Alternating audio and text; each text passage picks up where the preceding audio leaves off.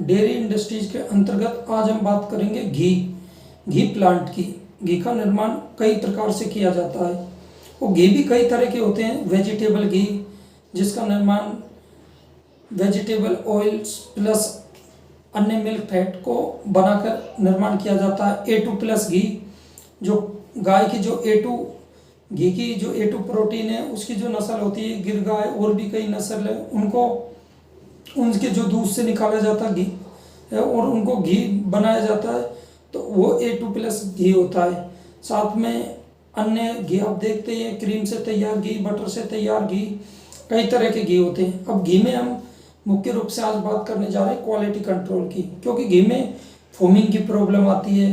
कई बार घी में बहुत ज़्यादा फोमिंग की समस्या आती रहती है। कई बार घी में जो स्मेल होती है वो स्मेल नहीं आती है, वो फ्लेवर नहीं आता है, और कहीं ना कहीं आपसे क्वालिटी में कुछ ना कुछ मिस्टेक हो जाती है। या तो आपकी टेम्परेचर की मिस्टेक या pH की मिस्टेक हो जाती है।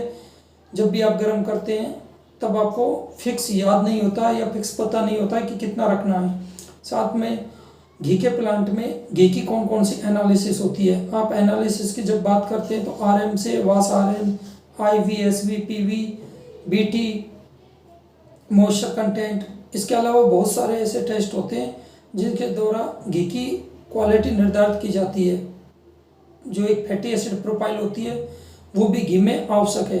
अगर घी में किसी अन्य प्रकार की मिलावट है उसकी भी जांच किस प्रकार से की जाती है, ये भी एक क्वालिटी कंट्रोल का मुख्य उद्देश्य होता है। तो ये सभी पैरामीटर्स होते हैं घी में एनालिसिस करने के लिए। फिजिकल, केमिकल, दो तरह के पैरामीटर्स काम में लिए जाते हैं।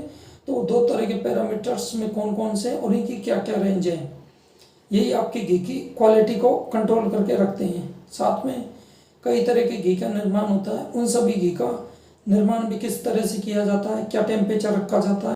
अगर घी से संबंधित आपकी कोई समस्या या आपका कोई क्वेश्चन है तो आप हमें नीचे दिए गए नंबर पर कॉल कर सकते हैं, कमेंट्स कर सकते हैं। घी में मुख्य रूप से लैब सेटअप, डॉक्यूमेंटेशन, ट्रेनिंग और घी के कौन कौन से पैरामीटर होते हैं, ये मुख्य सोर्स हैं। इनके बिना घी का प्लांट आप चलाओगे तो आपकी क्वालिटी ठीक नहीं होगी और आपकी क्वालिटी में दिन प्रतिदिन कुछ न कुछ मिस्टेक आती रहेगी। इसलिए आप जो घी की जो क्वालिटी है उसको बनाए रखने के लिए क्या क्या उसमें डाला जाता है वो जानना आवश्यक है।